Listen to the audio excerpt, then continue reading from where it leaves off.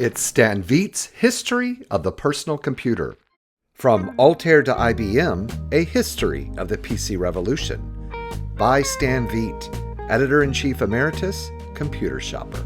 Copyright 1993 and 2025 by Stan Veit and A-Books Creativity Incorporated.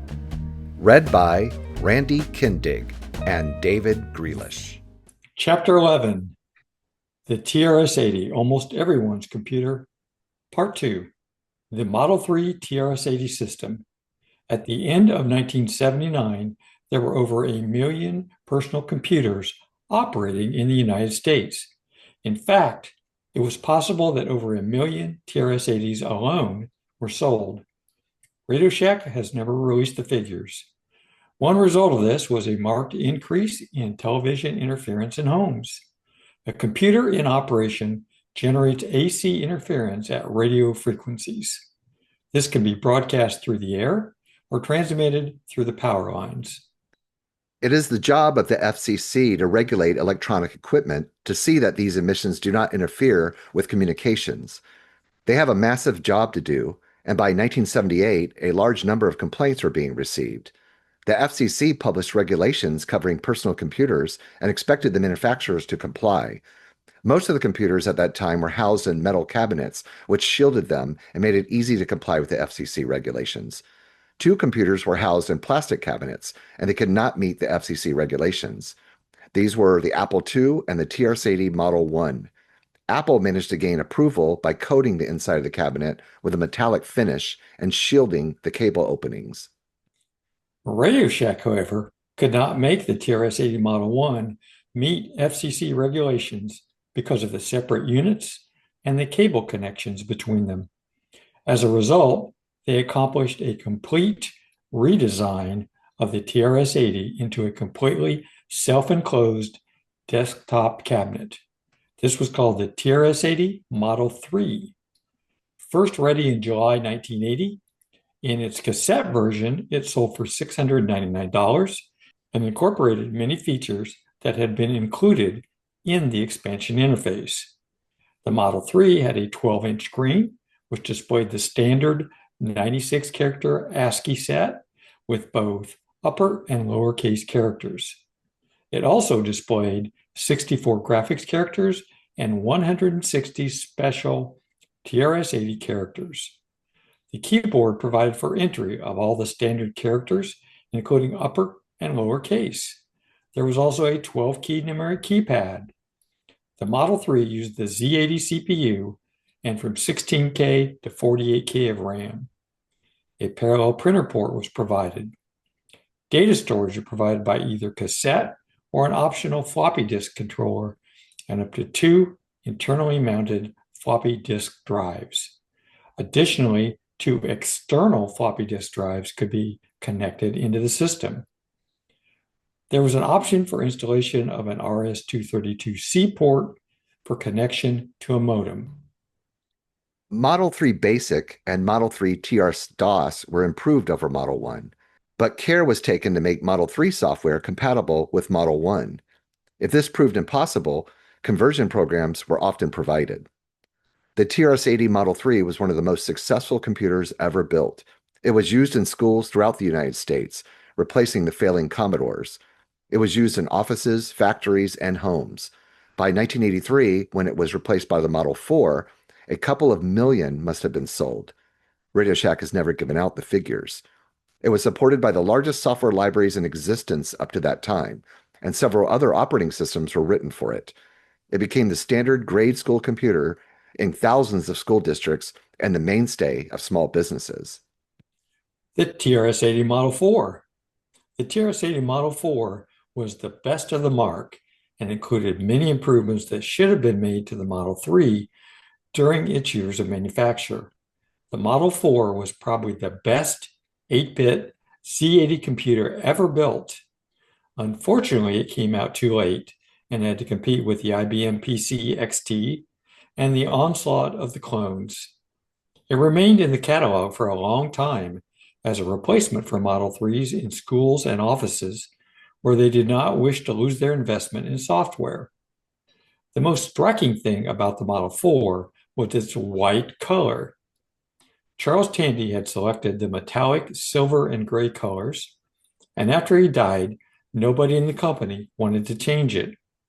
To the outside world, it looked old-fashioned and brought to mind the Trash 80 image that competitors had tagged the TRS-80 with. Finally, they caught up with the times and made the necessary changes. For the first time, the TRS-80 had an 80-column by 24-line screen with an option to display high-resolution graphics. The memory was expanded to 64K with an option to increase it to 128K. The disk drives were double density, 184K, and the keyboard was a full function with 3 programmable function keys. The operating system for the Model 4 was TRS-DOS 6, which had been developed from LDOS, one of the independent operating systems. In addition, for the first time, standard CP/M was available for use on the TRS-80. Microsoft Basic 2.0 was provided as the main language. The Model 4 was designed to be compatible with the Model 3. However, when operating with Model 3 software, the video display was 64 characters by 16 lines, and the 48K memory restriction applied. The Z80, which operated at 4 MHz as a Model 4, only ran at 2 MHz in Model 3 mode.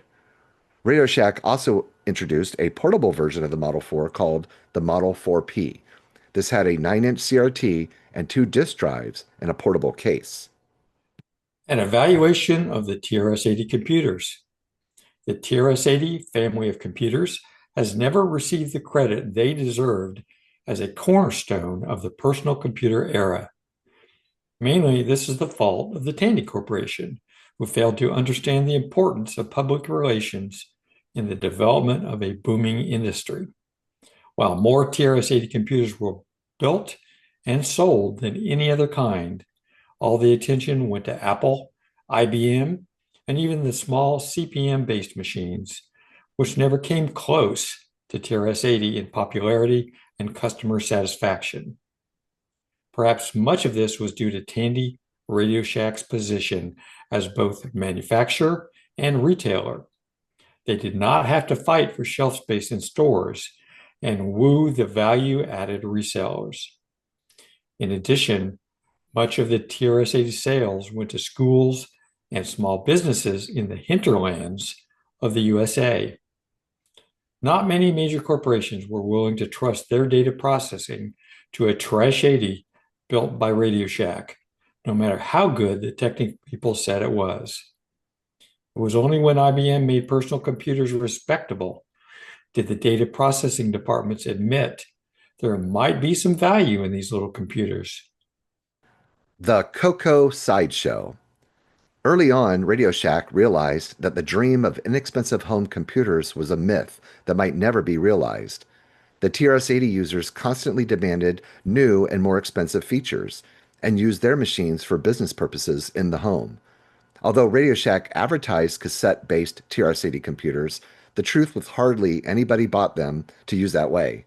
People bought diskless TRS-80s only to add disks made by outside companies in order to save money. Still, Radio Shack wanted a home computer. They developed the color computer for home use and sold them in stores that didn't even have a computer department. And there is a small picture here on page 171.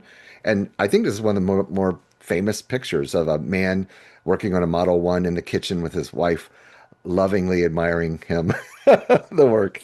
But the tagline is Radio Shack's TRS-80 series of computers played a very major role in bringing the personal computer revolution into the home.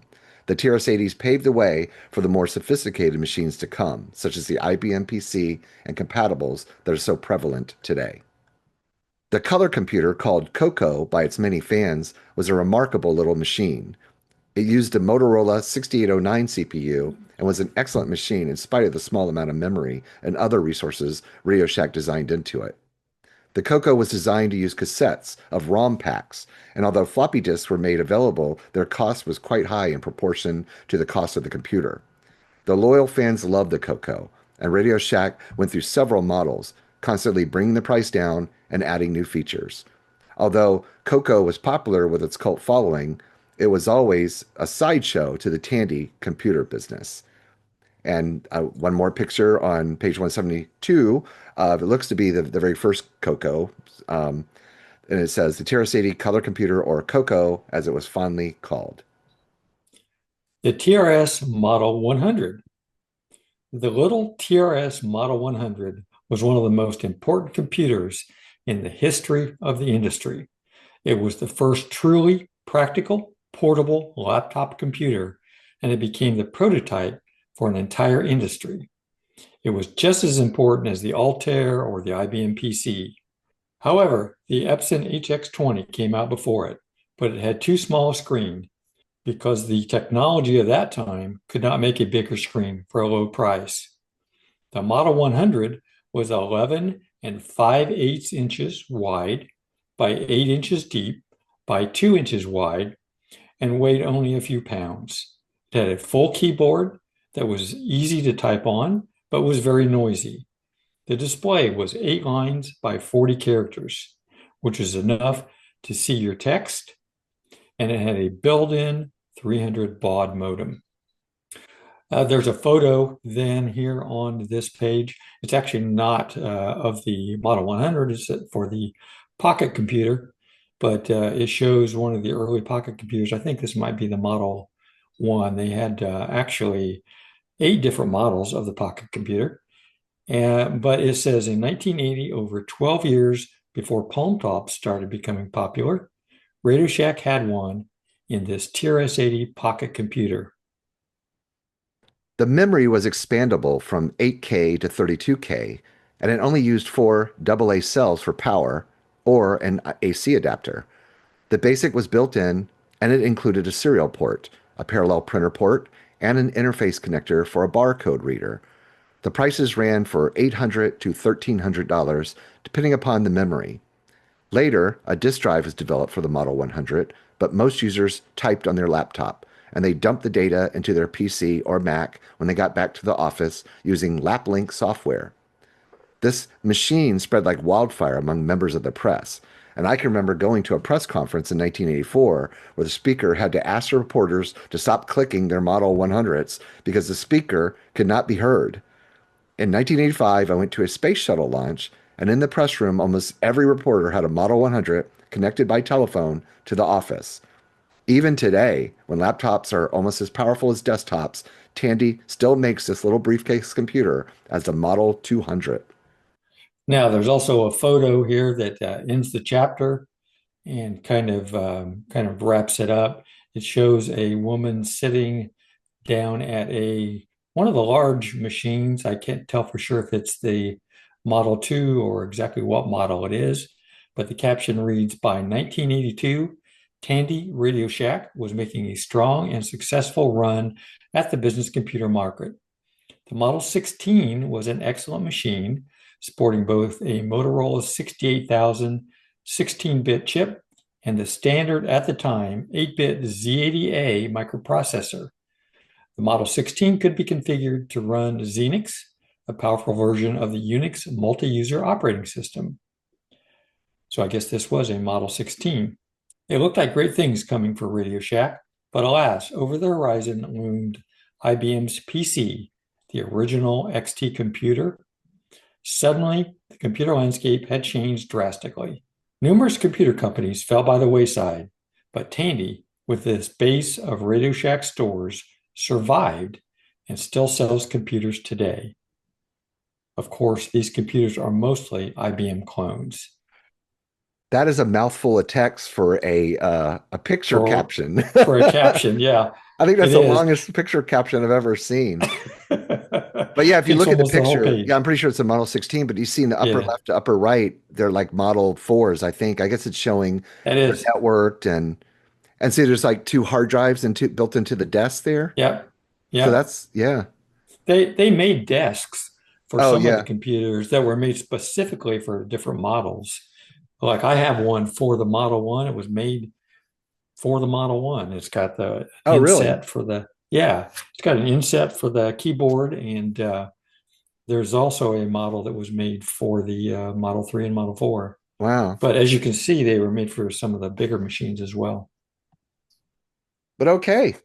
Um you can go first if you like. With you have quite a lot of notes here. You've done a lot of coverage of Tandy computers and so on. So talk to that.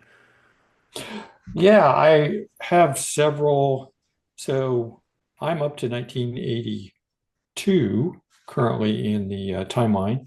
So there were a lot of Tandy models that were produced um, by then. So on floppy days, I have covered, well, the machines that we talked about in this particular podcast. I've covered the Model 3, the Model 4, the 4P, the 100, or actually pocket computers. The Model 100 I haven't covered yet because those actually came out in 1983.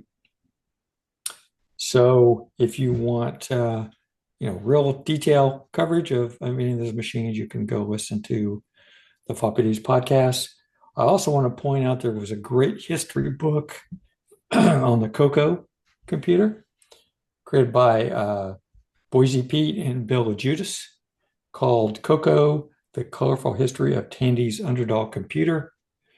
And I have an interview with those guys in one of the episodes on Floppy Days. So you can check that out. And you might want to get the book if you want more information about the history of the CoCo.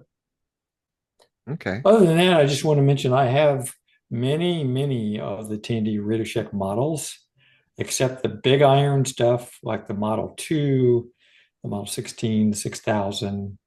I don't own those, but I have a 3 and 4 and a 4P and a 1, of course, and all the CoCos. And I don't own any of the PC compatibles that they made. Towards the end of Radio Shack's life, they produced a lot of PC compatibles, and I'm not really into PC compatibles, so I don't own those. But, just to How about mention, you, those don't Davey? get enough respect either, frankly. The Yeah, like the Model 1000 was a great computer. I mean, as far as a basic, inexpensive, XT clone, essentially, it yeah, was, yeah, it was very approachable in cost and, and what you could do with it. So it was what it was, but it was great for that, for its price. So really, I think all their computers really that sums it up. Right? Sort of, they it were does. good values. Hmm.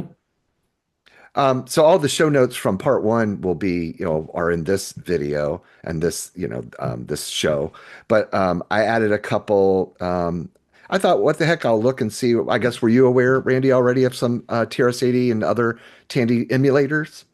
I, I Sure. I wasn't sure, so I saw there's a couple of links to an online emulator for the TRS-80 and another that has a few other ones. So check those out. Um, During our reading, I made a couple of notes. Do you know, I never. I guess I didn't really, or I hadn't thought about it in a long time, how inexpensive the Model 3 was in July 1980 as $699 for the whole It thing. was. That was a bargain. So It again, was because it already included like the expansion interface was essentially yeah, built into it, which is something you had to buy separate for the Model and 1. disk drives and, wow, I mean, That was the 699 was probably the cassette version, the diskless version. oh, you think the It Model might have 3, would been. it be disc? Did they make those They discless? they did. Oh, They made really? diskless versions, yeah. Oh, They still had the spots for the disk drives, but they didn't yeah. include a disk Okay, drive. I guess And I a, just a always lot of assumed. people bought those because they were so inexpensive and then put their own drives in Oh, them. like it said in the text. Okay, I was thinking Yeah, externally. Um, what was I going to say? I guess the only thing, hurting it maybe by 1980, 81, it was, of course, it wasn't color. right, So obviously, really, if you really wanted color, you weren't going to buy one until the right. CoCo came out. And then also, I put just a note to mention is there were how many different CoCos? Were it three, four, four, Three, three? three. So the Yeah, first one was silver, that kind of matched the original TRS-80s, yes. and then they went to beige, right? They changed colors. I just They went remember to that. a So they went to more of a white. a I mean, white, it yeah. was yeah. I thought you could speak more Um, on that, right? I haven't owned one in a while. yeah, the three was the latest one, the most powerful one that had some nice enhancements over the one and two. The one when it first came out had a crappy chiclet keyboard Oh, design on yeah. I it, don't know and what that was a thing in what 1980 for some reason, wasn't yeah, it? In a lot of computers. yeah, to save money. I mean, Radio Shack was trying to save money, right? So they put they put crappy keyboards on some things, but They weren't the only ones. So yeah. here, I have a couple of questions for you. We'll keep our discussion short for part two here, because we can get this out sooner than last time. Um, Oh, just to speak to so again, we apologize for some of the quality issues of our last part one, but we're now using Zoom Professional, and hopefully this is going to be the ticket because just some other stuff. I don't. We both have good, uh, connections and good computers with good video and audio and everything else. So I don't know why we're having issues with the quality and audio not syncing perfectly and just weird things going on. But I was going to ask you. So as far as the CoCo compatible, I think the most famous one is a dragon, right? You're Right. familiar with those too? Not too much. I haven't covered those yet on floppy days, but they did come out in '82, so I'll be covering them soon. But yeah, those are probably the most well-known of the clones. There were actually quite a few clones around the world Oh yeah, of the yeah. CoCo. Yeah, a lot of different models. And lastly, what was my other question? Darn.